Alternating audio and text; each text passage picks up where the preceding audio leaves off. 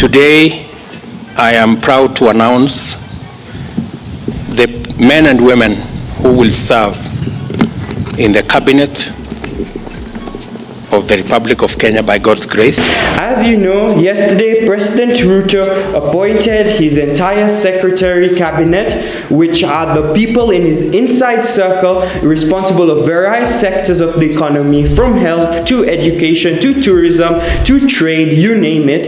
And these are the people who are going to help him execute his agenda of creating this hustlers nation of change that we're also excited about. So I just want to analyze the situation, how it played out, the political controversies, and what this means for the future of our country and economy. And if this is the kind of content you really enjoy, make sure to hit that subscribe and push bell notification buttons if you haven't done so already, so you never miss out on any one of my videos posted Monday to Friday. And for his number 3 seat, we have Amani National Congress Party leader Musalia Mudavadi as the cabinet secretary, which is basically the role of a prime minister, just with a different name. Now, he picked Mr. Mudavadi, promising him this seat as part of a campaign deal he executed to ensure that his opposition, Mr. Raila Odinga, wouldn't take the seat. This was just political gravel, but now he plays a huge part as a cog in Ruto's government in executing his commands.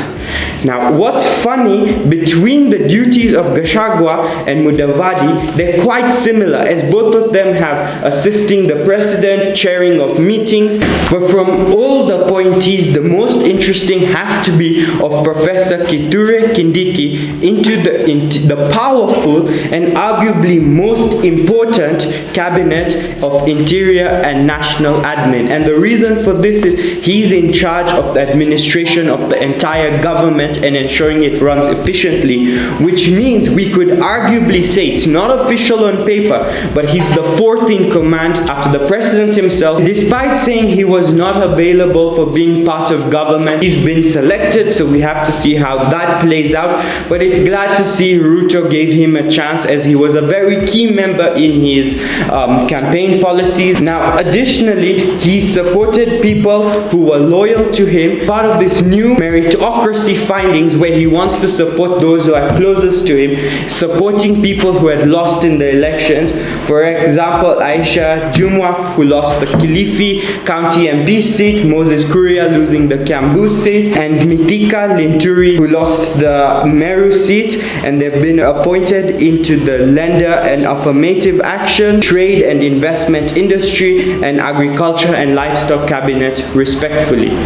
Now, this brought out some beef, some juice, with President Uhuru Kenyatta trashing meritocracy and saying it was just giving a space for allies and politicians who had lost in the elections and getting a soft landing, being a technocrat who said he wants to appoint people based on their ability and their knowledge for them to lead the country. This is quite hypocritical, because although President Uhuru initially started off with a technocracy appointment to his cabinet in the beginning, after 2013, he eventually started walking away from this and went further into his second term by creating posts of Chief Administrative Secretary, most of which were people who had lost the elections, and were appointing cabinet members who had lost seats but were important to his campaign strategy and him in functioning as a government. So for him to now come and tell President Ruto that you shouldn't appoint based on meritocracy because it's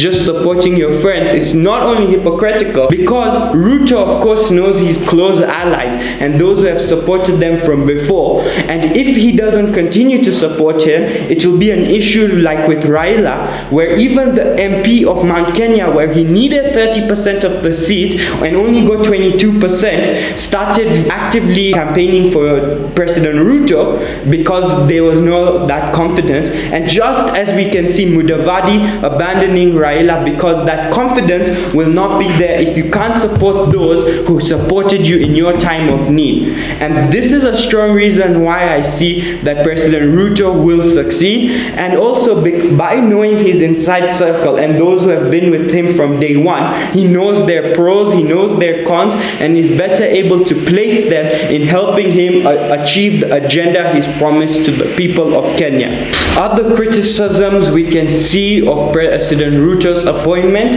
is with Ms. Jumwa and Mr. Linturi, who are both facing criminal charges, which not only gives the room for criticizing, will they have enough time to focus on their duties when they'll be in court a lot of the time, but also should criminal convicts be given such a high position over the responsibility of the people. And additionally, as part of his campaign strategy, he promised to elect half of the cabinet as women with 11 seats, but so far he has only done so with 7 seats, which raises the question, will President Ruto achieve all the promises in his political campaign, or was that just a way of him getting into the seat? Or maybe was this a scenario where he just couldn't make everyone happy and he had made promises beforehand and it was just part of his strategy, and moving forward on the bigger issues, like where he promises the hustlers nation, where he promises further subsidies, where he promises to make things cheaper, he's going to act on that, but something like this we cannot know.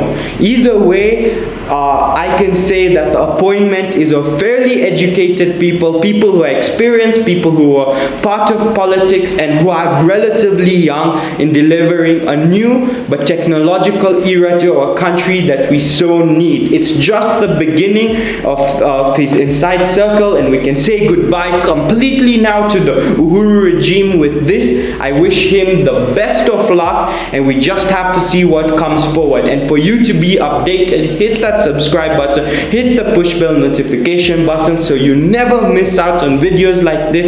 And for now, peace.